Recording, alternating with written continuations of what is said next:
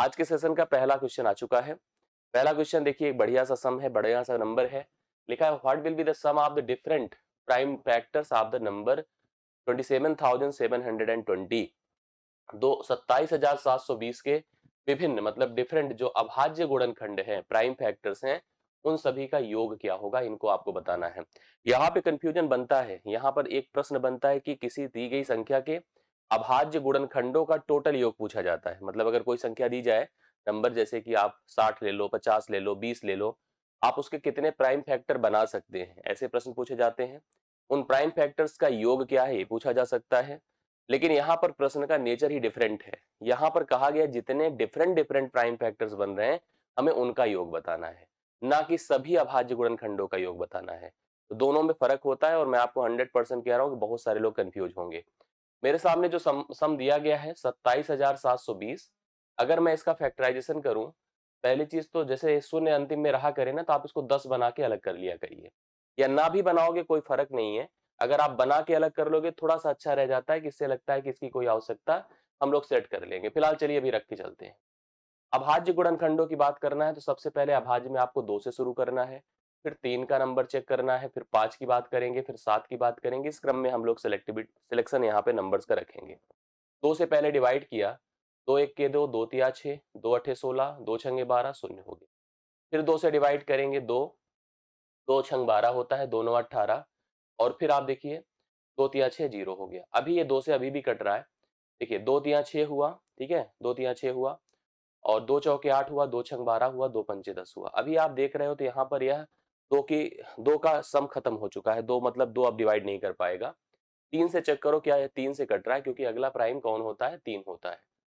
3 के लिए हमें सभी पद को जोड़ना पड़ेगा। जैसे देखिए 6 5 11 4 15 3 18, 3 से कट रहा है, तो 3 से काटा, तो 3 एक के 3, 3 एक के 3, क्योंकि 4 में भाग करेंगे, 3 पचे 15, 3 पचे 15, 5 5 10 2 12, अभी भी 3 से कटेगा, 3 तिया 9 होता है, 2 आएगा, 5 3 अठे 24, 3 पचे 15, अभी 3 से देख रहे हैं, 8 5 13, 3 16 होता, 3 से नहीं कटेगा। मैं इसको अब 5 से काटूंगा क्योंकि इंड में 5 है, और 5 के लिए अंतिम में 5 हो या तो शून्य हो, तो संख्या 5 से कट जाती है। 5 से काटा, 5 सते 35, 3 फिर 5 सते 35, 77 आया। अब 77 5 से भी नहीं कटेगा। 77 को अगर काटना है तो आप अब 7 से ही काटो, 7 से काटो 11 बार जाएगा, 11 से कटेगा 1 बार जाएगा। कुल मिला के अगर अभाज्य गुणनखंडों की बात कर रहे हैं तो 2 का उपयोग 3 बार है, 3 का उपयोग 2 बार है, और 5 का उपयोग 1 बार है, 7 का उपयोग 1 बार है, 11 का उपयोग 1 बार है। मतलब ये आपके पास प्राइम फैक्टर है। बट डिफरेंट डिफरेंट की बात करो तो 2 है, 3 है, 5 है, 7 है, 11 है। ये हमारे पास विभिन्न मतलब अलग अलग अभाज्य गुणनखंड हैं। मुझे इनका जोड़ बताना है, तो आप जोड़ करिए, 2 3 5, 5 5 10, 10 7 17, 11 क्या होता है, 28 होता है। अगर आप जोड़ कर देखिए, इन सभी अभाज्य गुणनखंडों का जोड़ कितना हो जाएगा, 28, 28 हो जाएगा। 28 होगा, 30 नहीं होगा। एक बार फिर से चेक कर लीजिएगा, जितने डिफरेंट डिफरेंट प्राइम फैक्टर्स आ रहे हैं, उन सभी का जोड़ कितना हो रहा है, 28 हो रहा है। मतलब आप 2 मिल रहा है, आपको आपको 3 मिल रहा है, आपको 5 मिल रहा है, आपको 7 7 मिल रहा है, और 11 11 मिल रहा है। सभी को जोड़ कर देखिएगा, 2 2 2 2 3 5, 5 5 10, 10 7 17, और 17 में अगर 11 जोड़ा तो 28 आएगा। इस प्रकार से राइट सोल्यूशन आपका इस क्वेश्चन में कितना हो जाएगा, 28 होगा, जो कि राइट ऑप्शन ए है। पहला ऑप्शन सही इस प्रश्न का हल है। पूरा भरोसा है कि आपको क्लियर समझ में आ गया होगा ये कॉन्सेप्ट। आई होप क्लियर हो गया सबको। अब मैं दूसरे क्वेश्चन पर जाऊंगा, सेकंड क्वेश्चन पर जाऊंगा, लेकिन आप लोगों से यही कहूंगा, आप लोग इस पूरे सेशन को अच्छे से कवर करिए, इस सेशन को शेयर भी करिए, लोगों तक पहुंचाइए, लोगों की रीच तक लाइए, और वीडियो को लाइक करके इस सेशन को अच्छा एक मजबूत सेशन बनाइए। तो अब हम लोग यहाँ पर बढ़ेंगे दूसरे क्वेश्चन पर, जो कि आपके लिए इंपॉर्टेंट और सीटेट की परीक्षा के लिए बड़ा इंपॉर्टेंट है। हमारे पास कहा है प्लेस वैल्यू, प्लेस मतलब स्थानीय मान बेसिकली कहते हैं। जब कोई संख्या हम लोग लिखते हैं तो हर संख्या के प्रत्येक डिजिट की अपनी एक पोजीशन होती है। The position with digit is called place value. आपको ये चीज अच्छे से कंफर्म होगी, कोई संख्या दी गई है, उसके जो डिजिट्स है, नंबर है, इकाई के स्थान पर है, दहाई के स्थान पर है, सैकड़े के स्थान पर है, दशमलव के पहले बाद चलेंगे तो 1/10वें स्थान पर है, 1/100वें स्थान पर है। जैसे अगर इसको समझना है तो आप ऐसे समझिए, डेसिमल के पहले का जितना भाग होता है वो पूर्णांक होता है, इंटीजर होता है। डेसिमल के बाद का भाग सभी फ्रैक्शन होता है, अर्थात भिन्न होता है। हम अगर पोजीशन की बात करेंगे तो यह इकाई अर्थात टेंस वंस प्लेस होता है। अगर हम पहले की बात करेंगे तो यहाँ पर इसको कहेंगे इकाई अर्थात वंस प्लेस। इसके बाद ये टेंथ हो जाता है, फिर हंड्रेड्थ हो जाता है, फिर थाउजेंड्स हो जाता है। इस तरह से कनेक्टिविटी बढ़ती जाएगी। अगर इधर आप जाएंगे तो 1/10 हो जाता है, 1/100 हो जाता है, 1/1000 हो जाता है। इस तरह से कनेक्टिविटी बढ़ती चली जाती है। आपको जो नंबर दिया है देखो वहां पर डेसिमल कहाँ पर है, यहाँ पर, तो मैंने डेसिमल लगाया। यहाँ पर 2 लिखा, यहाँ पर 6 लिखा, यहाँ पर 3 लिखा, यहाँ पर 1 लिखा, यहाँ 0 लिखा, यहाँ 5 लिखा। समझ रहे मेरी पूरी बात को? आप सारी बातों को कंफर्म करते चलिएगा, आपको ये सारी चीजें क्लियर हो जाएंगी। हमसे इस क्वेश्चन में पूछा कि what is the place value of 5, 5 का स्थानीय मान क्या है। तो 5 के स्थानीय मान के लिए भैया 5 के पास जाएंगे, और 5 किसके ऊपर है आप लोग खुद ही कंफर्म कर लो। 5 यहाँ पर इसके ऊपर है, मतलब 1/100वें स्थान के ऊपर है। यूनिट होगा नहीं, यूनिट होता तो यहाँ होता। टेंस इकाई दहाई होगा नहीं। 100 सैकड़ा होगा नहीं। 100th मतलब 100वां, 100वां भाग, इसको 100th देखो, दो चीज है, 100 मतलब सैकड़ा, और 100th मतलब 1/100वां भाग। इस क्वेश्चन का राइट सोल्यूशन आप सभी ने सही बताया है, डी ऑप्शन है, जो कि 100th है। 100th है, तो इस प्रश्न के लिए राइट सोल्यूशन आपका कितना बन जा रहा है, डी ऑप्शन है, जो कि 100th है, अर्थात 1/100वां स्थान। 1/100वां स्थान इस क्वेश्चन का हल हो रहा है। आप सब लोग दूसरे प्रश्न का सही आंसर कितना बनाएंगे, डी बनाएंगे 100वां, मतलब इस 100वें पोजीशन पर। 100वें मतलब 1/100वें, जैसे कि अगर 100th लिख कर आए तो 1/100वें की बात की जा रहा है। तो डी ऑप्शन राइट सोल्यूशन। दूसरा क्वेश्चन देखिए। अब देखिए, जैसे पहले आप लोगों ने पढ़ा, द फर्स्ट वाज क्वेश्चन जो पहला था, उसमें क्या था कि आपको एक नंबर दिया था और कहा था कि इसके डिफरेंट डिफरेंट जो प्राइम फैक्टर्स है उनका योग बताओ। अब आप इस क्वेश्चन को देखो तो इसने कहा जो 500 है, how many total factors of the 500, मतलब एक संख्या 500 दी गई है, 500 के कुल कितने गुणनखंड होंगे, टोटल नंबर ऑफ फैक्टर्स हमें फाइंड करने। अब फैक्टर्स अर्थात जो आप जानते हैं बेसिकली, फैक्टर्स किसको कहते हैं आप मुझे बताओ। हिंदी में कहेंगे गुणनखंड है। गुणनखंड एक ऐसी संख्या होती है जो दी गई संख्या को कंप्लीटली डिवाइड कर देती है। अब जैसे मान लो अगर कोई नंबर, मान लो हमने कहा 12 है, या कोई पहली चीज तो कुछ बातें दिमाग में रख लीजिए कि अगर वह गुणनखंड है तो वह दी गई संख्या को पूरी तरह से डिवाइड कर सकती है। किसी भी संख्या के दो गुणनखंड फिक्स होते हैं, एक तो वन एंड इटसेल्फ नंबर, वह नंबर खुद। इसके बाद बहुत सारे नंबर्स होते हैं जो उसको पूरी तरह से डिवाइड करते हैं, तो they are also called the factor of the given number. जैसे मान लो हमने कहा 12 है। अब 12 के अगर हमें टोटल फैक्टर फाइंड करने, तो फर्स्टली हमें एक सोचना पड़ेगा कि भाई एक 12 12 12 जाता है, मतलब दो फैक्टर तो निहित फिक्स होते हैं हर संख्या को, अगर एक को छोड़ दिया जाए। दूसरी संख्या 2 होगी क्योंकि 6 बार जाएगी। तीसरी संख्या 3 होगी क्योंकि 4 बार जाए। अगर इसके गुणनखंड आप काउंट करते सोचते तो 6 टोटल बनकर आ रहे हैं। बट ये नंबर आपका थोड़ा सा बड़ा है, जो कि 500 है, जो कि बड़ा है थोड़ा सा, तो हमें हर नंबर में कंडीशंस अप्लाई करना हमारे बस की बात नहीं होगी। तो जैसे पहले पे किया था, हम उस तरह से हर किसी संख्या का जो भी हमारे पास रहेगा, हमारी जिम्मेदारी उसका अभाज्य गुणनखंड करने की। अब ध्यान से सुनते जाइएगा। 2 से डिवाइड करिए, तो यहाँ पर 2 से डिवाइड करेंगे तो हो जाएगा 250। ध्यान से देखिए। फिर आप 2 से डिवाइड करिए, 2 1 के 2, 2 दूना 4, 2 पंचे 10। अब 5 से डिवाइड करेंगे 25 बार जाएगा, फिर 5 से डिवाइड करेंगे 5 बार जाएगा, 5 से करेंगे 1 बार। मतलब इस 500 को आप लिख सकते हो, 500 को लिख सकते हो 2 का उपयोग 2 बार है, अर्थात 2 की पावर 2, और 5 का उपयोग अगर 3 टाइम्स है तो लिखेंगे 5 की power 3, 2 the power 2 and the 5 power 3। अब जब भी कभी कोई नंबर अभाज्य में इस टाइप से बन जाए, तो हमारी रिस्पॉन्सिबिलिटी क्या बनती है वो भी ध्यान से देखिएगा। हम कैसे इसको हल कर पाते हैं, कैलकुलेट कर पाते हैं। जब भी कभी नंबर रिटन लाइक दिस, ए की पावर m गुड़े बी की पावर n गुड़े समथिंग जो भी है, तो हमारे पास जो टोटल फैक्टर होता है उसके लिए फार्मूला आप दिमाग में रखिएगा।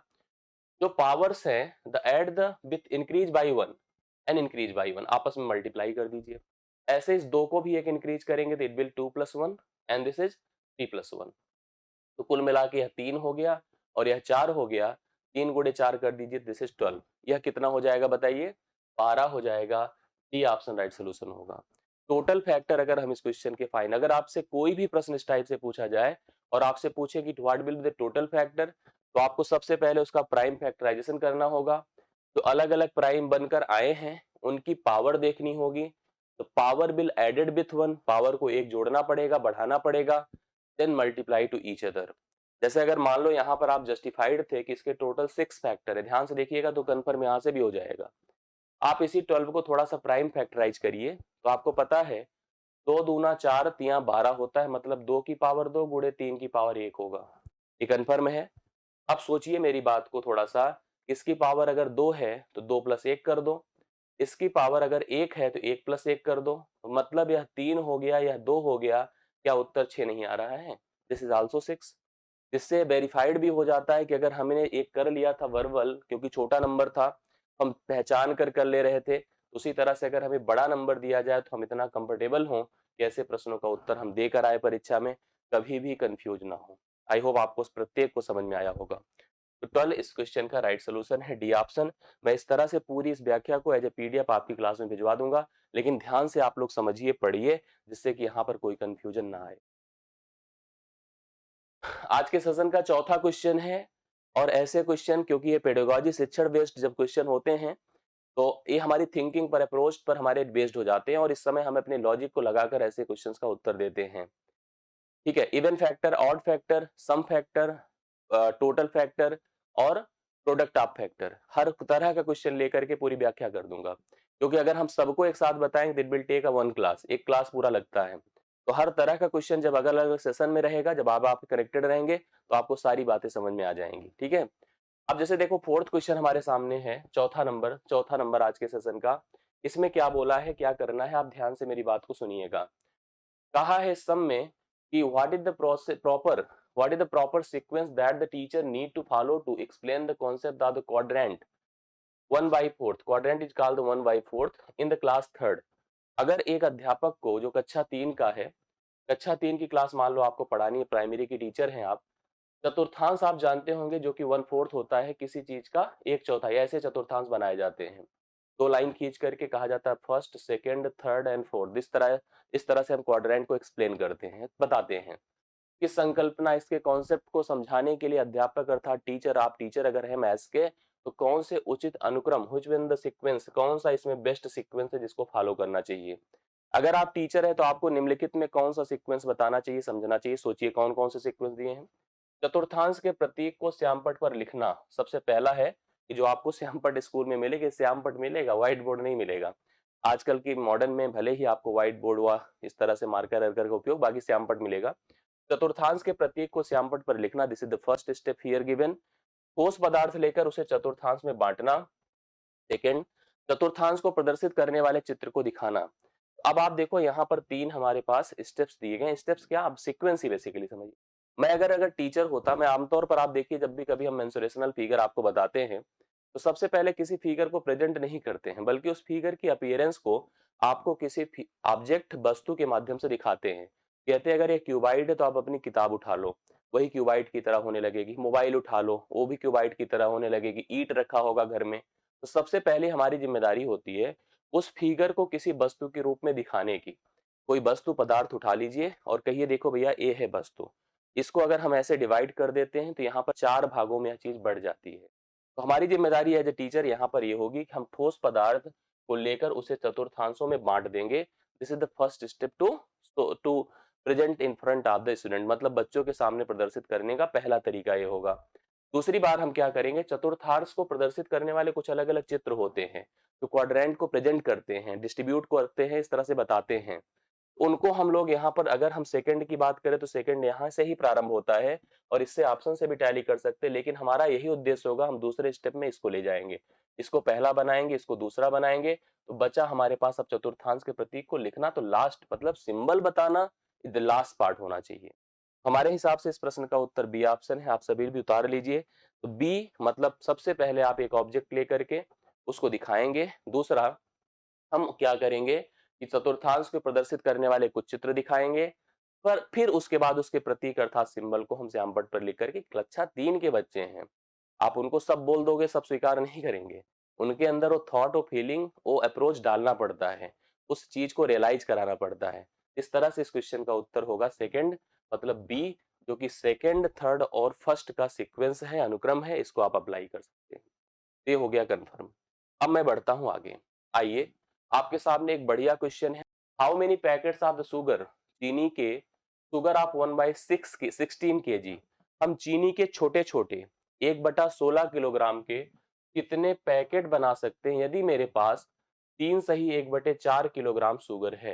हिंदी में पढ़िएगा। 3 सही 1/4 किलोग्राम चीनी की मदद से 1/16 किलोग्राम के कितने पैकेट बनाए जा सकते हैं? जो बता सकते हैं प्लीज बताएं। मतलब आपके पास टोटल वेट है शुगर का 3 सही 1/4 kilogram. This is the total weight of the sugar you have. आपको 1/16 किलोग्राम का पैकेट बनाना है। जैसे मान लो मैं आपसे कहूं कि 10 किलोग्राम है रखा हुआ चीनी, 2-2 किलोग्राम का पैकेट बना दो, तो आप 2-2 किलोग्राम का पैकेट बनाएंगे तो 10 को 2 से भाग करेंगे, मतलब कुल 5 पैकेट बनकर आएंगे। कॉन्सेप्ट यहाँ पर भी वही है। इस 3 सही 1/4 को, जो कि 4 तिया 12 एक 13/4 लिखा जा सकता है, हमें डिवाइड करना पड़ेगा 1/16 से। और आपको ये जानकारी होनी चाहिए, कभी भी भिन्न का भाग जो होता है, डिवीजन का जो फ्रैक्शन का डिवीजन जो होता है, वो डिवीजन नहीं होता है। It always be multiplication, but पहला तो एज इट इज लिखा जाता है, बट सेकंड का रेसिप्रोकल हो जाता है। ये बनता है उसी तरह से यहाँ भी होगा, 13/4 रहेगा, बट यह 16/1 होगा। तो 4 चौके 16 होता है, 13 चौके 52 होता है। कुल 52 लोगों में डिस्ट्रीब्यूट किया जा सकता है, 52 टोटल पैक्टर बनेंगे, पैकेट्स बनेंगे। सी ऑप्शन इस क्वेश्चन का राइट सोल्यूशन होगा। तो 52 packets you have, you get from the given total weight and what is the given requirements. ठीक है, तो इस तरह से कुल 52 पैकेट्स बनेंगे। तो आप पांचवें क्वेश्चन का सी ऑप्शन राइट सोल्यूशन लगा लो। पांचवा 52 करेक्ट हल हो गया। अगला क्वेश्चन देखिए आपके सामने आ गया। ये अगला क्वेश्चन है, बड़ा अच्छा सा लिखा है कि if 343 is divisible by 5, 6 and 7 successively, मतलब एक संख्या है दैट इज 343, 343 है, जिसको क्रमागत रूप से, क्रमागत मतलब पहले 5 से, फिर 6 से, फिर 7 से विभाजित किया जाता है। पहले 5 से इसको डिवाइड किया जाता है, then after 6 and then after 7। तो हमसे पूछा जाता है कि अलग अलग रिमाइंडर क्या होंगे, शेषफल क्या आएंगे, ये आपको बताना है। अब आप देखो शेषफल भी आपके पास अलग अलग दिए गए हैं, थोड़ा ध्यान से सुनिएगा और करने की कोशिश करिएगा।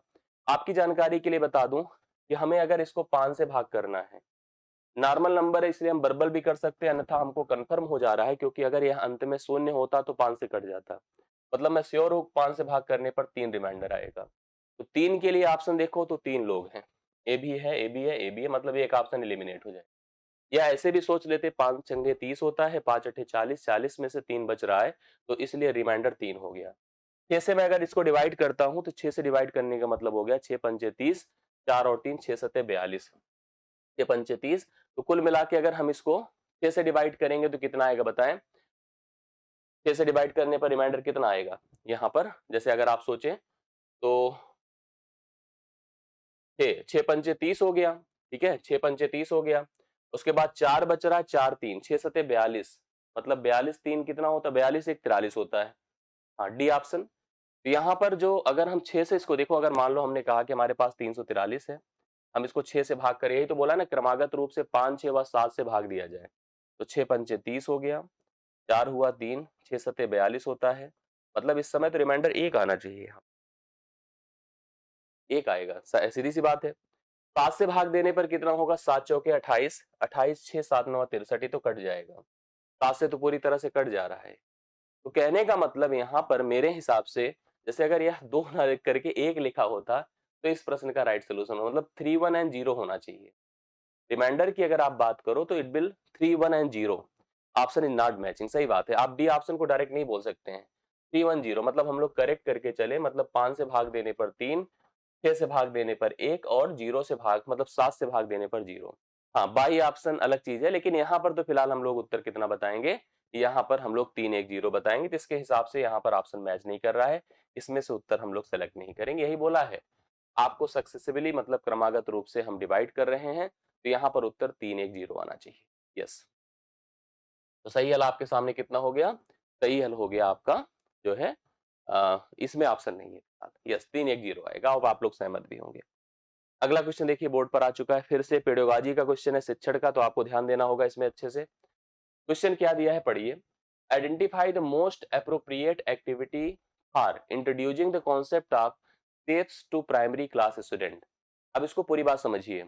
प्राथमिक कक्षाओं के बच्चों को आकृतियों की अवधारणा, जो फिगर का कॉन्सेप्ट है, जैसे मान लो मैं कोई फिगर लेकर आपको दिखाऊं कि यह फिगर ट्रायंगल है या फिगर रेक्टेंगल है या कुछ ऐसा कॉन्सेप्ट है, तो प्राथमिक बच्चों कक्षाओं में बच्चों को आकृतियों की अवधारणा का परिचय देने के लिए निम्नलिखित में से अत्यधिक उपयुक्त क्रियाकलाप को पहचानिए, जो सबसे इंपॉर्टेंट एक्टिविटीज हो सकती है, इसको आपको आइडेंटिफाई करना है कि इसमें से क्या हो सकती है। तो आप इसको ध्यान से देखिएगा तो आपको कंफर्म हो जाएगा कि यहाँ पर कैसे बच्चों को आइडेंटिफाई या पहचान कराया जा सकता है।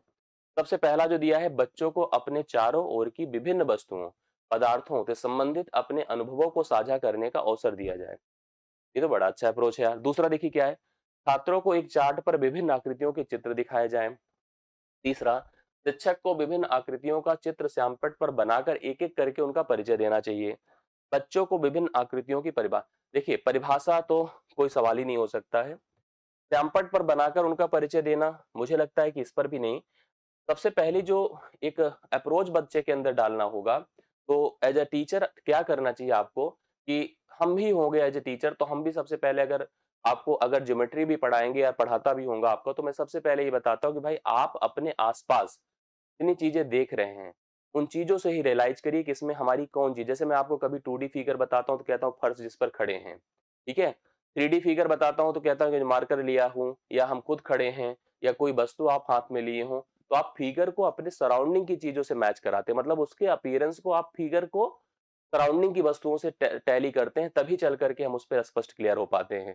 एज ए टीचर अगर आप कभी है, तो मुझे लगता है कि आप उस चीज को बोर्ड पर बनाओ, उसको एक्सप्लेन करो, उसको समझाने से पहले उसके आसपास जहां पर यहाँ पर वो चीज देख पा रहा है, जो चीज को टच कर पा रहा है, अगर हम कोई चीज बोर्ड पे बना भी दें तो वह उसके आसपास अगर नहीं दिख रही तो रियलाइज नहीं कर पाएगा।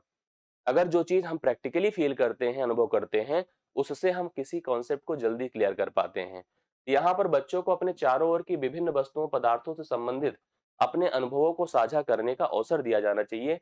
यह पहला, यही सही इस प्रश्न का राइट सोल्यूशन होगा। मतलब उनके अंदर आकृतियों की अवधारणा तभी डेवलप होगी जब उनको अपने ही सराउंडिंग की चीजों को एक्सप्लेन करने का यहाँ पर प्रोसेस हो, मतलब उनके अंदर वह डेवलपमेंट हो, वह क्रिएटिविटी हो, जो देख कर पहचान कर सके, वो फील कर सके कि यह फिगर इस तरह का है, ऐसे ही हमारे आसपास रहता है। तो पहला ऑप्शन करेक्ट हल है। अब देखिए अभी एक और क्वेश्चन इसी टाइप का आया है, अगर आप इसको ध्यान से देखेंगे तो यह भी बहुत अच्छे से क्लियर हो जाएगा, लेकिन आपको ध्यान से पढ़ना और समझना होगा। क्वेश्चन क्या कह रहा है, अब इसको अगर आप कहो तो हिंदी में पढ़े, अंग्रेजी में पढ़े, दोनों तरफ से आप चीजों को कंफर्म कर सकते हैं। यहाँ से हिंदी में लिखा है, ऊपर अंग्रेजी में लिखा था कि teacher ask student to the class 2 to mark some points in a sheet of paper. Letter C, अब देखो अक्सर लोग समझने वाले हिंदी में, तो मैं हिंदी में एक्सप्लेन कर देता हूँ, वहां पे भी क्लियर हो जाएगा। एक शिक्षिका कक्षा 2 के बच्चों को कागज पर कुछ बिंदु बनाने के लिए कहती है। मान लो यह कागज है, इस पर हमने कहा चलो ऐसे ऐसे ऐसे ऐसे ऐसे ऐसे कुछ पॉइंट्स बना दो। ध्यान से सुनते जाइएगा। बनाने के लिए कहती है, उसके बाद वह बच्चों को उसी कागज पर एक आयत बनाने को कहती है। कहती है कि एक आयत बना दो, रेक्टेंगल, अभी अब थोड़ी देर पहले हम फिगर आइडेंटिफाई किए हैं, जो उन बिंदुओं से होकर नहीं गुजरता है। मतलब ऐसा रेक्टेंगल बनाना है जो उन बिंदुओं से होकर नहीं गुजरता है।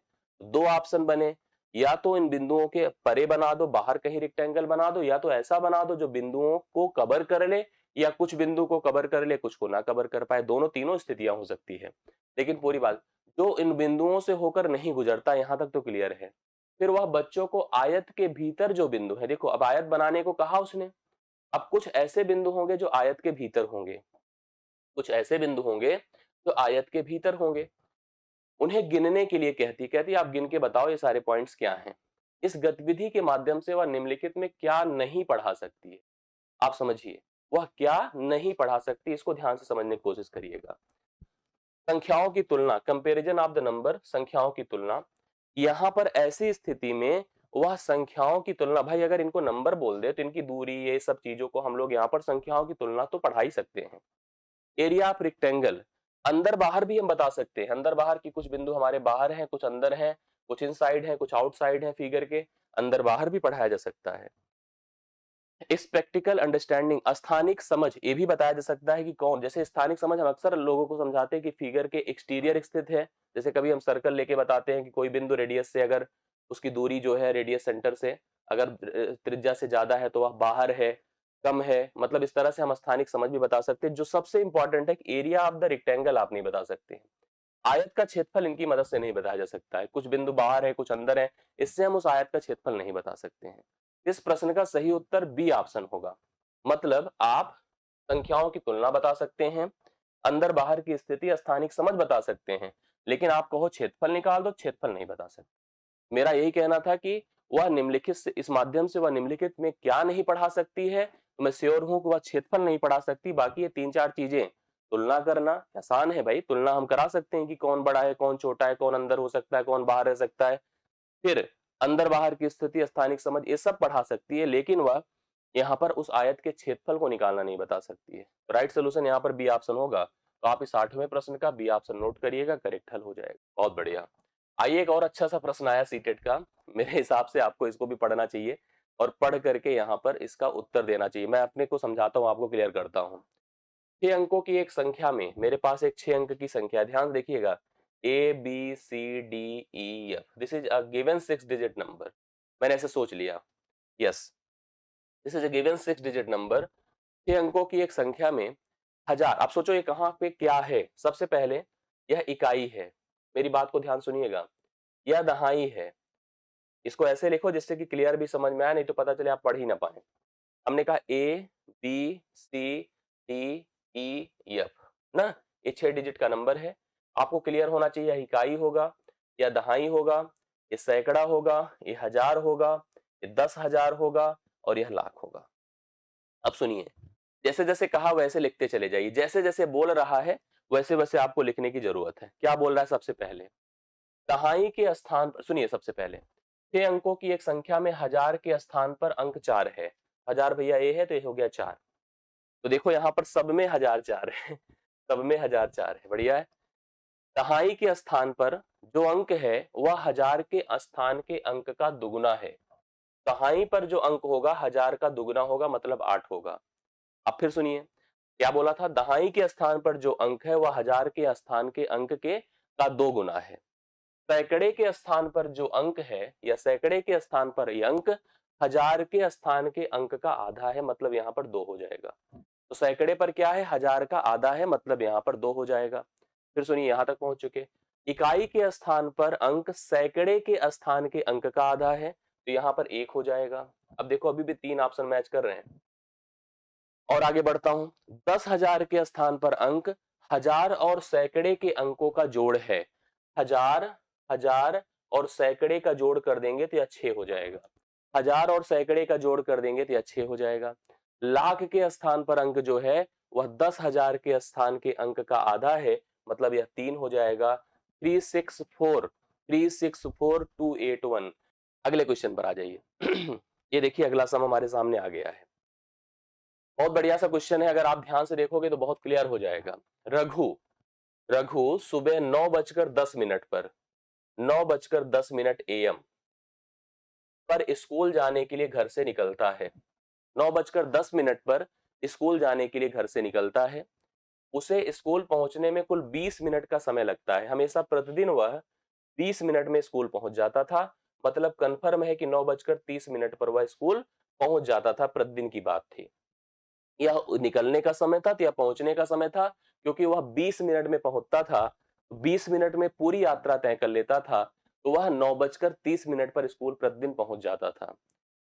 लेकिन आगे की कहानी पूरी पढ़िए, आज बड़ी कंडीशन हुई रघु के साथ। क्या क्या हुआ? जब आधा रास्ता पहुंचा, आधा रास्ता का मतलब अगर 20 मिनट में टोटल पहुंचता था, तो 10 मिनट में, 10 मिनट मतलब 9:20 पर, 9:20 पर वह जब पहुंचा आधे रास्ते पर, 10 मिनट में 9:20 बजे सुबह, वह उसे याद आया, जैसे वह रास्ते में था, 9:10 पे निकला था, 10 मिनट बाद जब 9:20 हुआ, वह रास्ते में खड़ा हो गया। उसे याद आता है कि वह अपनी गणित की कॉपी घर पर भूल गया। आज तो टीचर से डंडा ही पड़ेगा, फिर गणित की कॉपी भूल गया है। अब वो घबरा गया बेचारा, तुरंत इमीडिएट टर्न हो गया। कहाँ के लिए टर्न हो गया बताइए? घर के लिए टर्न हो गया। मतलब वो आधी दूरी तय कर आया था, अब वह 9:20 पर सड़क पर एक पोजीशन पर खड़ा है और उसे लग रहा है कि यार ये तो गड़बड़ हो गया मामला। वो फिर भगा, कहां पर? घर पर। तो मैं क्लियर कर दूं, वह 9:30 पर तो घर पहुंचेगा, क्योंकि 10 मिनट अगर वहां तक पहुंचने में लगा था, तो 10 मिनट अभी घर पर पहुंचने पे लगेगा। कॉपी उठाया उसने, चलो कॉपी तुरंत मिल गई, उसे रुकना नहीं पड़ा कहीं, ये सबसे अच्छी बात है। वह गणित की कॉपी घर भूल गया था, तो मतलब हमारी स्थिति हो गई कि 9:20 पर उसे याद आया, वह तुरंत घर भगा। घर भगेगा तो घर पहुंचने में 9:30 हो जाएगा। फिर वहां से वह कॉपी लेता है और समान गति से चलते हुए आगे बढ़ता है। तो अब 9:40 पर फिर वह उसी पोजीशन पर पहुंचेगा जहां पर उसे याद आया था। लेकिन अभी भी 10 मिनट का रास्ता स्कूल तक का बचा था। तो अगर मेरे हिसाब से आप सोच रहे हैं तो 9:50 AM पर वह अब स्कूल पहुंच पाएगा। इस स्थिति के हिसाब से जैसे इसने पूछा था, तो उस समय सुई कितनी अंकों पर होगी? जैसे आप देखिए, अगर ये घड़ी है, यहाँ पर 12 बजा होता है, इससे प्रश्न पूछिए क्या है, घड़ी में मिनट की सुई किस अंक पर होगी? अब आप घड़ी अगर हम पहने हैं, मुझे मतलब कितना बताना है? अगर मैं कहूंगा 9:50, ये कितना होता है? देखो ऐसे, ये 3 होता है, 6 होता है, ये 9 होता है।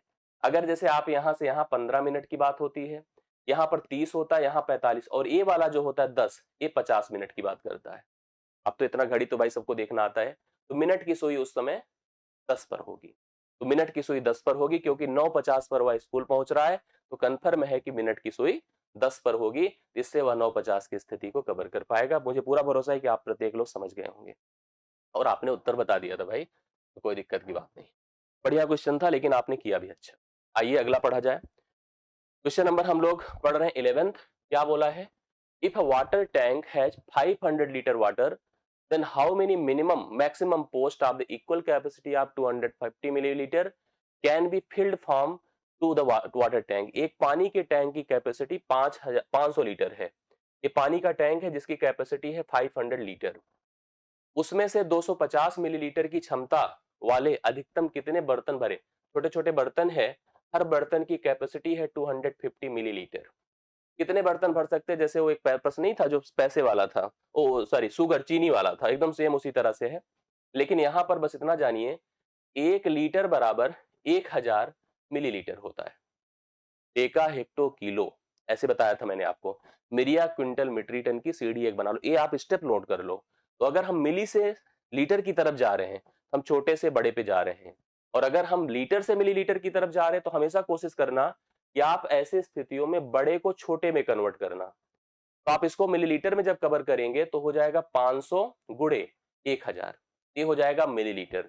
और हमारे जो बर्तन छोटे छोटे हैं, जिनकी कैपेसिटी, जिनकी रिक्वायरमेंट्स है 250 की, 250 से इसको भाग करेंगे 2 बार जाएगा, 2 को 1000 से गुणा कर दीजिए, तो 2000 बर्तन आप ऐसे ऐसे भर सकते हैं। और आप देखिए फटाफट उत्तर आ रहा है आप लोगों का। तो राइट सोल्यूशन है 2000 बर्तन हम भर सकते हैं, हमें कोई दिक्कत नहीं होगी। आई होप सबको क्लियर हुआ होगा। तो D option is the right solution. आप सभी प्रत्येक नोट कर लीजिएगा, डी ऑप्शन इस प्रश्न का करेक्ट हल। अगला क्वेश्चन मेरे सामने आएगा, और आपकी रिस्पॉन्सिबिलिटी इसको भी देने की है, इसके प्रश्न को इसको भी हल करने की है। गोपाल जी हैं। देखो, गोपाल जी के पास चलता हूं। बढ़िया सारे प्रश्न बहुत अच्छे हैं, आप ध्यान से अगर देखेंगे तो ये सारे प्रश्न आपके लिए उपयोगी हैं, और कितने उपयोगी हैं इसको आप करिए तो आपको रियलाइज होगा। क्वेश्चन है, गोपाल जी की बात की जा रही है। गोपाल जी के पास भैया 8 गायें हैं। क्या है? 8 गायें हैं। गोपाल जी के पास 8 गायें हैं। गाय हैं, आप समझ रहे हैं। प्रत्येक गाय रोज 2 लीटर दूध देती है। एक गाय से 2 लीटर दूध मिलता है। एक गाय से 2 लीटर, तो मतलब 8 गाय से 8 गुणे 2 मतलब 16 लीटर दूध गोपाल के घर रोज मिलता है, गोपाल को प्राप्त होता है, जिसे वह पास के होटल में 15 रुपए प्रति लीटर के हिसाब से बेच भी देते हैं गोपाल जी। तो 16 गुणे 15, उन्हें इतने रुपए प्रतिदिन मिल जाते हैं। फिर पूछा जाए, यदि जून का महीना है और गोपाल अपने पूरे दूध को, मतलब अब गायों के दूध को बेचते हैं, तो वह कितनी राशि कमा सकते हैं, कितना पैसा कमा सकते हैं? जून का महीना है, आपको ये भी जानना होगा कि जून जुलाई कौन कौन महीना कैसे होता है। बताइए, आप लोगों ने पढ़ा होगा कि कौन महीना जो है 30 का होता है, कौन 31 का होता है। जून नवंबर, जून नवंबर, और मतलब अगर ऐसे देखिए तो आपको कंफर्म होगा कि अगर जनवरी और इनको सोच लीजिए, तो जून फिलहाल आपका 30 दिनों का होता है। ठीक है, जून नवंबर जानिए, ऐसे एक स्टेप्स बनाया जाता है, उसके हिसाब से आप समझेंगे। तो जून में जो है 30 दिन का समय होता है, 30 दिन का ना। तो अगर एक दिन में 16 गुणे 15 मिलता है, तो टोटल पैसे 16 गुणे 15 गुणे 30 कर दीजिए। अब 16 गुणे 15 गुणे 30 कर देते हैं, तो टोटल कितना पैसा मिल जाएगा बताइए। 15 छक्के 90, 15 के 15 9 24, गुणे आप 30 करेंगे, 24 तिया 72, 7200। 7200 रुपए गोपाल जी उस महीने प्राप्त कर लेंगे, अर्थात कमा लेंगे। भाई डेली का अगर सोचो, तो डेली का अगर उन्हें 240 रुपए मिल रहा था, तो 30 दिनों में उन्हें 7,200 रुपए। आपके घर में भी दूध आता होगा, तो ऐसे थोड़ी होता है कि मंथली देते होंगे, नहीं, दिन के हिसाब से आप देते होंगे कि प्रतिदिन कितना पैसा, मतलब कितने दिन हमारे घर में दूध आया है। कैलेंडर पे टिक करते होंगे, बहुत जो मिडिल क्लास फैमिली सबके घर यही होता है, टिक करते हैं फला दिन आया, फला दिन इतने लीटर, फला दिन। इस तरह से गोपाल जी अपने सारे दूध को वहां पर बेचते हैं, तो उन्हें इतना पैसा कुल मिल जाता है, क्योंकि एक दिन में उन्हें 16 लीटर दूध मिलता है और 16 को 15 के रेट से भाव से बेचते हैं, 30 दिनों तक बेचा, तो कुल मिला के प्रश्न का सही उत्तर क्या हो गया, 7,200 रुपए, इतना पैसा गोपाल को मिला है। ये हो गया। अगला क्वेश्चन देखिएगा, बहुत बढ़िया सा अगला क्वेश्चन भी है। जून के 30 दिन, हाँ बिल्कुल, 14th नंबर। अब जो नेक्स्ट क्वेश्चन है आज के सेशन का, ये भी आप ध्यान से अगर देखेंगे तो आपको यह भी कंफर्म हो जाएगा इसको करना कैसे है। सुनिए सभी लोग, चलिए पढ़िए। मीता, मीता के केवल 2 रुपए, मीता केवल 2 रुपए के सिक्के इकट्ठा करना चाहती है। मीता की जो टेंडेंसी है, मीता चाहती है कि वह 2 रुपए के सिक्के इकट्ठा करे। उसकी माँ ने अपना पुराना गुल्लक हटा दिया उसे।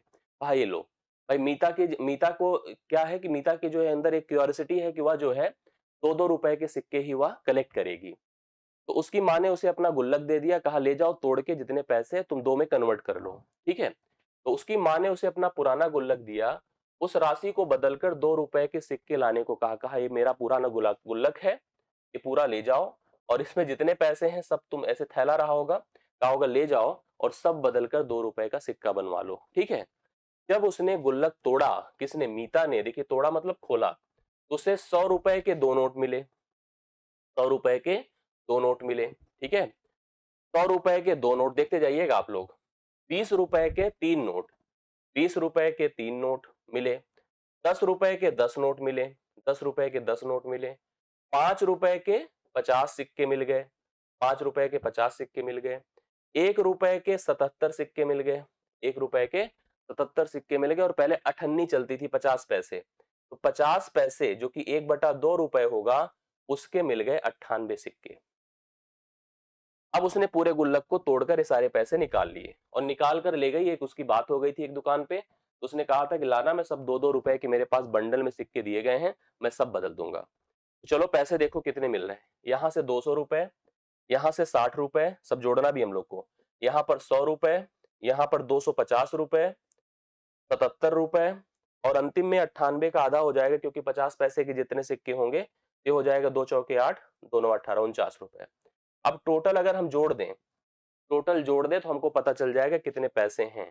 9 7 16 की 6 हासिल 1, 6 1 7, 7 5 12, 12 7 19, 4 23 की 3 हासिल 2, 2 2 4 2 6 7, 736 रुपए टोटल उसको मिला है। अब इस 736 को 2 रुपए के सिक्के में डिस्ट्रीब्यूट करना है, तो 2 से करिए भाग, 2 3 6, 2 6 12, 2 8 16, 368 सिक्के मिलेंगे उसे। उसे मार्केट से 368 सिक्के, तो हमें कुल कितने सिक्के मिलेंगे यही हमको बताना है। 368, देखिए यहाँ पर इसने पूछा ना, उसे 2 रुपए के सिक्के मिल सकते हैं, दो चीजें होंगी। यहाँ कंफ्यूजन इस बात का भी होगा, कभी ऐसे मतलब टोटल कुल कितने रुपए मिलेंगे ये तो फिलहाल पूछा नहीं जाएगा। अगर वह 2 रुपए के सिक्के की बात करती है तो उसे 2 रुपए के कुल 368 सिक्के मिलेंगे। इस प्रश्न का राइट सोल्यूशन 14वें का 14th का 368 पॉइंट्स हो गया। आई होप सबको क्लियर आया होगा, ठीक। तो आपने देखा कि आंसर कितना आ रहा, 368, 368। अगला प्रश्न देखिए, बड़ा अच्छा सा है। The diagonals of a quadrilateral, quadrilateral मतलब चतुर्भुज, क्वाड्रिलेटरल मतलब चतुर्भुज, थोड़ा ध्यान से देखिएगा। चतुर्भुज, थोड़ा समझिए चतुर्भुज के बारे में। जो 4 भुजाओं से घिरी आकृति होती है उसे चतुर्भुज कहते हैं। जिसने कहा कि कोई भी अगर हम 4 भुजाएं ऐसे जोड़ देते हैं तो वह आपका क्या है, चतुर्भुज है। जिसने कहा कि जो डायगोनल्स है मतलब विकर्ण है, किसी अगर चतुर्भुज के समकोण पर क्या करते हैं, देखिए एक चतुर्भुज के विकर्ण एक दूसरे को 90 डिग्री समकोण पर काटते हैं। दो चीजें होती हैं, काटना और एक होता है पूर्ण मतलब समद्विभाजित करना। मतलब एक होता है इंटरसेक्टिंग, एक होता है बाइसेक्टिंग। मतलब दो चीजें होती हैं कि मतलब बराबर भागों में बांटना और एक 90 डिग्री पर दो बराबर भागों में बांटना। जैसे इसने कहा कि एक चतुर्भुज के विकर्ण एक दूसरे को 90 डिग्री, अब देखो मान लो मेरे पास कोई चतुर्भुज है, उसके विकर्ण अगर एक दूसरे को 90 डिग्री पर क्या करते हैं, बाइसेक्ट करते हैं, तो पूछा यह चतुर्भुज नहीं हो सकता। क्या नहीं हो सकता ये आपको बताना है, ठीक है। क्या नहीं हो सकता ये बताना है। स्क्वायर, स्क्वायर मतलब पहला जो फिगर है इसको कहते हैं वर्ग। इसमें सभी भुजाएं बराबर होती हैं, इसमें सभी विकर्ण एक दूसरे को 90 डिग्री पर काटने के अलावा समद्विभाजित भी करते हैं। यह तो बिल्कुल होगा। रोम्बस आपने सुन, अच्छा आयत की बात करिए, तो आयत में ध्यान से देखिएगा, आयत में क्या होता है कि यहां पर, अच्छा एक, जैसे मेरी बात को खूब ध्यान से सुनते जाइएगा, जो हमारे पास यहाँ स्थिति है उसके हिसाब से अगर हम लोग चलेंगे, रेक्टेंगल में भी अगर सोचो तो जो हमारे पास विकर्ण होते हैं वह एक दूसरे को 90 डिग्री पर, अब यहाँ पर एक चीज, जैसे आप समचतुर्भुज सुने होंगे, समचतुर्भुज में भी सभी भुजाएं बराबर होती हैं, और जो विकर्ण होते हैं एक दूसरे को 90 डिग्री पर, इसमें तो समद्विभाजित करते हैं, मतलब 90 डिग्री भी बनाते हैं, दोनों परस्पर सभी बराबर भी होते हैं। काइट आपने सुना होगा, पतंग। पतंग देखो ध्यान से, एक ऐसा फिगर होता है, अगर आपने पतंग का स्ट्रक्चर देखा होगा कभी, तो पतंग ऐसा फिगर है, ये है। यहां पर भी विकर्ण एक दूसरे को 90 डिग्री पर काटते हैं, 90 डिग्री पर काटते हैं, समद्विभाजित तो नहीं करते लेकिन काटते जरूर हैं। लेकिन रेक्टेंगल एक ऐसा फिगर हो सकता है, जैसे अगर आप रेक्टेंगल की बात करिए, तो रेक्टेंगल एक ऐसा फिगर हो सकता है जहां पर यह स्थिति नहीं हो सकती है, मतलब ऐसी सिचुएशन बन सकती है, भाई देखो, वर्ग में भी 90 डिग्री पर काटते हैं, कन्फर्म हूं, समचतुर्भुज में भी काटते हैं, कन्फर्म हूं, पतंग पर भी 90 डिग्री पर काटते हैं, कन्फर्म हूं, बिना 90 डिग्री काटे पतंग बनेगी नहीं अच्छे। यहां पर इक्वली बाइसेक्ट करने की बात नहीं कर रहा है, इसलिए आपका पहला भी सही है, सी भी सही है, डी भी सही है, इसका उत्तर बी ऑप्शन होगा। ये जरूरी नहीं है, देखिए ध्यान से, यह जरूरी नहीं है, जैसे इसने एक चीज लिखा, कहीं यहाँ पर इक्वली बाइसेक्ट की बात नहीं कर रहा है, क्वाड्रिलेटरल्स बाइसेक्ट ईच अदर, समकोण पर काटते हैं, जैसे यहां पर थोड़ा सा इस बात को ध्यान, चतुर्भुज नहीं हो सकता है, यहां पर काटते तो पतंग में भी हैं, रोम्बस में भी तो बराबर बांटते हैं, स्क्वायर में भी बराबर बांटते हैं, रेक्टेंगल की बात अगर करो तो हो सकता है रेक्टेंगल ऐसी स्थिति हो कि जहां पर कभी कभी चतुर्भुज एक दूसरे को, ध्यान से सुनिएगा, चतुर्भुज एक दूसरे को 90 डिग्री पर नहीं काटते हैं। इस क्वेश्चन का राइट सोल्यूशन बी होगा।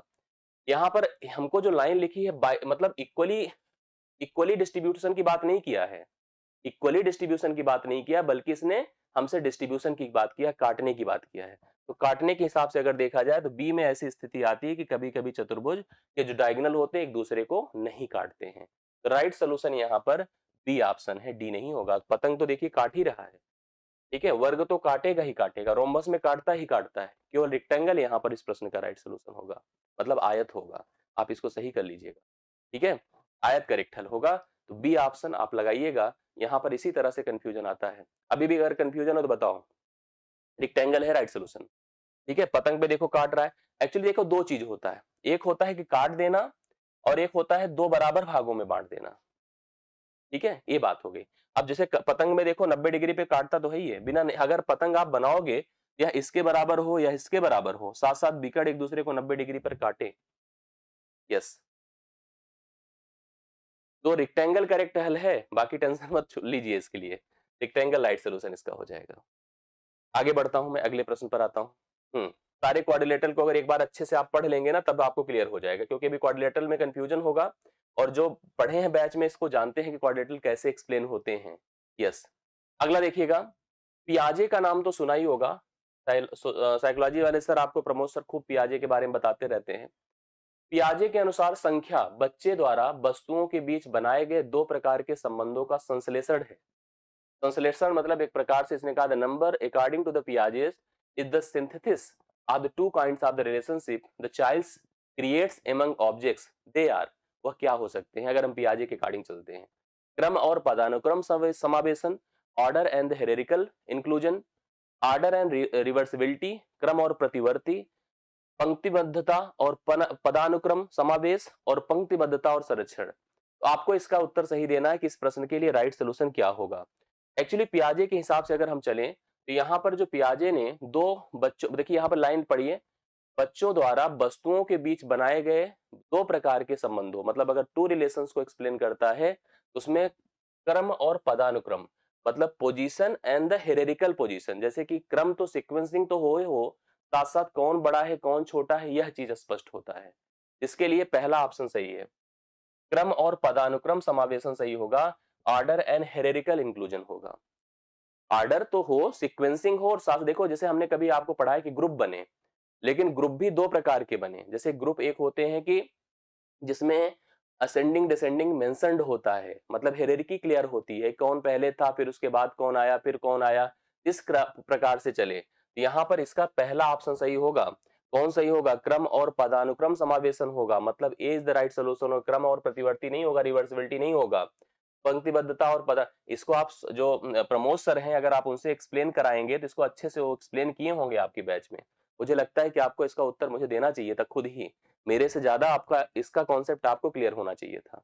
इसका राइट सोल्यूशन क्रम और पदानुक्रम समावेशन है, आप इसको समझ लीजिए। ठीक है, तो पहला ऑप्शन इसका सही उत्तर होगा, एकदम कंफ्यूज मत होइए। अगला क्वेश्चन देखिएगा, ये तो आप बता देंगे न्यूमेरिकली, आप बड़े अच्छे से इसको, मैं जो समझा रहा हूं उसको ध्यान से देखिएगा। क्वेश्चन ये है कि area of rectangular seat of a paper is 208, मतलब एक आयत का फिगर, एक आयत है हमारे पास, जैसे अगर हम लाइन से पढ़े, एक आयताकार कागज का क्षेत्रफल। अब आयताकार कागज तो लंबाई होगी चौड़ाई होगी, तो मतलब लंबाई गुणे चौड़ाई होगी, जो कि 208 दिया है वर्ग सेंटीमीटर, स्क्वायर सेंटीमीटर। और उसका परिमाप, परिमाप मतलब twice L plus B, twice L plus B जो दिया है कितना बताएं, 58 सेंटीमीटर। उसकी लंबाई और चौड़ाई क्या होगी, मतलब लंबाई चौड़ाई आपको बतानी है। यहाँ पर जो हमारे पास ऑप्शन दिया, अच्छा इसमें एक लंबाई होगी दूसरी चौड़ाई होगी। दो चीजें ध्यान देनी है कि लंबाई और चौड़ाई का गुणा 208 हो, और लंबाई प्लस चौड़ाई कितना हो पता है, 2 से इसको भाग कर दीजिए 29 हो। जब भी लंबाई आयत दिया, आयत का परिमाप दिया हो, तो परिमाप का आधा लंबाई चौड़ाई का जोड़ होता है। The half of any perimeter of a rectangle is always equal to the sum of the length and breadth. अगर आप परिमाप का आधा कर दीजिए, लंबाई चौड़ाई का योग हो जाएगा। अब ऑप्शन से मैच करा लीजिए, आपको खुद ही कंफर्म हो जाएगा। 14 14 28 होता है, जबकि 29 होना चाहिए। 16 13 क्या होगा, 29 होगा। अब आप चेक करो, जैसे अगर 29 यहाँ भी है, 14 15 भी 29 है, 13 16 भी 29 है, तो यहाँ पर हमको कंफर्म ये करना है कि अब इसमें से हमारा कौन होगा। तो 16 13 के हिसाब से अगर आप चलेंगे तो 16 प्लस 13 29 होता है, 29 दूना 58, चलिए ठीक है। अगर मैं 16 गुणे 13 कर देता हूं, तो 13 छंग 78 होता है, कैरी 7, 13 के 13 7 20 होता है, 208 हो गया।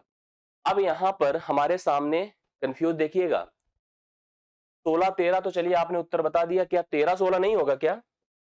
13 16 नहीं होगा, और क्यों नहीं होगा ये भी बताइए। ऐसा कहीं मेंशन थोड़ी है कि कौन छोटा है, लंबाई छोटी है चौड़ाई बड़ी है। आप मुझे बताइए, इसमें कहीं लिखा क्या है कि लंबाई छोटी है चौड़ाई, लंबाई बड़ी हो, लंबाई छोटी हो चौड़ाई बड़ी हो? नहीं। एक आयताकार कागज का क्षेत्रफल दिया है, उसका परिमाप दिया है, उसकी लंबाई चौड़ाई क्या होगी, तो आप डी ऑप्शन को भी बता सकते हैं, ऐसा नहीं कि गलत हो जाएगा। ठीक है, आप बी ऑप्शन तो मैं श्योर कर रहा हूं कि चलो कंफर्म है।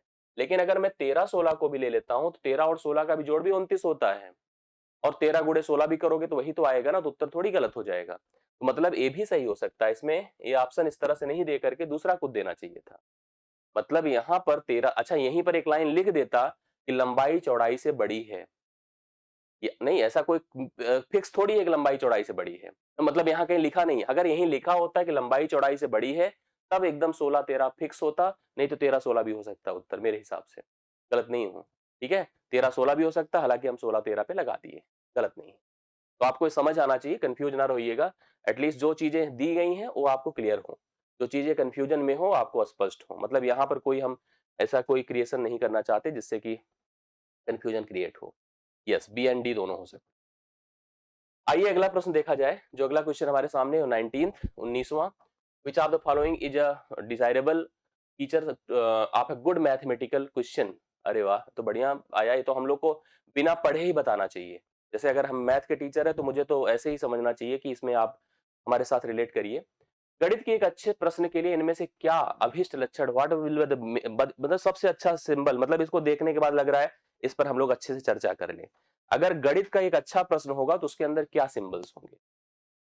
प्रश्न में तथ्य या कार्यविधि के स्मरण या प्राकृतिक प्रतिकृति से अधिक अपेक्षित होना चाहिए। दूसरा, प्रश्न हमेशा बंद सिरे वाला होना चाहिए, जिसमें अध्यापक विद्यार्थियों को कॉपियों का मूल्यांकन आसानी से कर सके। प्रश्नों को सभी संदर्भित स्थितियों में रहित होना चाहिए। जो पाठ्य पुस्तक में दिया है प्रश्न उससे मिलता जुलता या समान होना चाहिए। आप लोग इसमें किसको सजेस्ट करेंगे बताइए मुझे। अगर आप मैथ के टीचर हैं, आपको एक क्वेश्चन बनाना है, तो देखिए प्रश्न पाठ्यक्रम में जो दिया है उससे, ये तो कभी होता ही नहीं है। आप लोग सोचो, आयोग कभी देता है आपका वही का वही जो कि एकदम से होता है? कभी नहीं होता, इसको तो छोड़ ही दीजिए। सभी संदर्भ स्थितियों से रहित होना चाहिए, बिल्कुल गलत बात है। कॉन्सेप्चुअल सिचुएशन अगर हटा देंगे तो प्रश्न का मतलब ही क्या हो गया, ये भी गलत है। आप इसने लिखा प्रश्न को सभी संदर्भ स्थितियों से रहित होना चाहिए, कॉन्सेप्चुअल सिचुएशन इसने कहा रखिए नहीं है। बताओ ऐसा बनाओगे आप? तो सी ऑप्शन गलत है भाई। इसने बोला अच्छे प्रश्न में लक्षण कौन सा होना चाहिए, आप कह रहे कॉन्सेप्ट हटा दो। तो कॉन्सेप्ट हटा देंगे तो प्रश्न क्या बनेगा? प्रश्न हमेशा बंद सिरे वाला होना चाहिए जिसमें अध्यापक विद्यार्थियों को कॉपी का मूल्यांकन आसानी से करना चाहिए। ये भी गलत बात है। या ऐसा थोड़ी है, ओपन कभी कभी होता है कि हम एज अ टीचर सबको क्लास में एक क्वेश्चन को पूछते हैं, सब उत्तर देते हैं, उनमें हम एक कंफ्यूजन क्रिएट करते हैं और उस कंफ्यूजन से कॉन्सेप्ट को क्लियर कराने की कोशिश करते हैं। तो प्रश्न में तथ्य हो, कार्यविधि के स्मरण या प्रतिकृति से अधिक अपेक्षित होना चाहिए, मतलब ये सबसे एक बढ़िया लक्षण है। The question should require more than the recall replication of facts or a procedure, मतलब ज्यादा से ज्यादा फैक्ट की स्थिति हो, एक शब्द को दूसरे शब्द को रिलेट करने की स्थिति हो। मतलब यहाँ पर जो पहला ऑप्शन है वह उस क्वेश्चन के लिए राइट सोल्यूशन होगा। तो पहला ऑप्शन हम लोग इसको सेलेक्ट करेंगे इस प्रश्न के लिए। अंतिम है आज के क्लास का, आप लोग इसको ध्यान से देख लीजिए, यह कवर हो जाए। घन जानते हैं, घन क्यूब, यह प्रश्न क्यूब पर बेस्ड है। तो क्यूब ऐसे समझिए जो आप लोग लूडो वूडो खेलते हैं उसमें जो डाइस होती है, जिसको घुमाते हैं 1 2 3 4 5 6 आता, वही क्यूब। ठीक है, इसमें सभी भुजाएं समान होती है, इसमें लंबाई होती है, चौड़ाई होती है, ऊंचाई होती है। ठीक है, लेंथ ब्रेथ एंड हाइट। घन की भुजा 5 सेंटीमीटर, इसकी भुजाएं कितनी है? 5 सेंटीमीटर, ये भुजा है। कह रहा है अगर घन की भुजा को 2 गुना कर दिया जाए, भुजा को कितना कर दिया जाए? 2 गुना कर दिया जाए, मतलब 10 कर दिया जाए। इसने पूछा हमसे कि आप मुझे बताओ घन का पृष्ठीय क्षेत्रफल कितना गुना हो जाएगा। पृष्ठ इसके दो होते हैं, मतलब एक तो होता है कर्ड सरफेस एरिया या लेटरल सरफेस एरिया, जिसमें 4 दीवारें इंक्लूड की जाती हैं, लंबाई ये सामने सामने सामने की, बगल बगल, ऊपर नीचे छोड़ दिया जाता है। एक टोटल सरफेस एरिया होता है जिसमें सभी 6 को इंक्लूड कर लिया जाता है। लेकिन चाहे हम अगर हम लेटरल सरफेस एरिया की बात करें तो वह 4a वर्ग होता है, और टोटल सरफेस एरिया की बात करें तो वह 6a वर्ग होता है। इसमें कहीं लिखा नहीं कि आप टोटल करो कि लेटरल करो, उसने पृष्ठ की बात की ही है। तो पृष्ठ का मतलब बेसिकली a वर्ग है। मतलब अगर यहां से हम सोचें तो हम 5 का वर्ग सोचेंगे, यहां से सोचेंगे तो हम 10 का वर्ग सोचेंगे। तो 25 होगा और यह आपका 100 होगा। 25 गुणे 100, अगर 25 को 100 बनाना है तो 4 गुना करना है। कितना करना है? 4 गुना। तो आपको अगर ध्यान से देखना है तो इस प्रश्न का उत्तर 4 गुना आएगा। आपको इस नंबर को भी सोचने की जरूरत नहीं है, बस इतना सोचने की जरूरत है कि अगर किसी घन की भुजा को दुगुना किया जाता है तो उसके पृष्ठ का क्षेत्रफल, चाहे जो भी प्रकार का पृष्ठ हो, वो हमेशा 4 गुना हो जाता है। ये ऑप्शन इस प्रश्न का राइट सोल्यूशन। ये ऑप्शन हो गया और आपने सबने कंफर्म कर लिया। आई होप सबको समझ में भी आया होगा, सबने क्लियर किया है, अच्छे से सेशन क्लियर किया है। तो आपको अब ऐसे ही लगातार जुड़े रहने की जरूरत है। ईमानदारी के साथ आप हमारे साथ प्रतिदिन जुड़े रहिए, आपको अच्छा एहसास होगा, अच्छा फील करेंगे और अच्छी तरह से प्रश्नों को कनेक्ट करेंगे। हम लोग फिर से मिलते हैं अगले सेशन में। आशा करता हूँ सेशन अच्छा लगा होगा, आपके लिए उपयोगी होगा। वीडियो के नीचे कमेंट बॉक्स में अपनी प्रतिक्रिया, अपने फीडबैक जरूर दीजिएगा, जिससे हम भी रिलेट कर सके, हम भी प्रोत्साहित हों और आगे की करने की कोशिश करें। बहुत बहुत धन्यवाद, थैंक यू सो मच।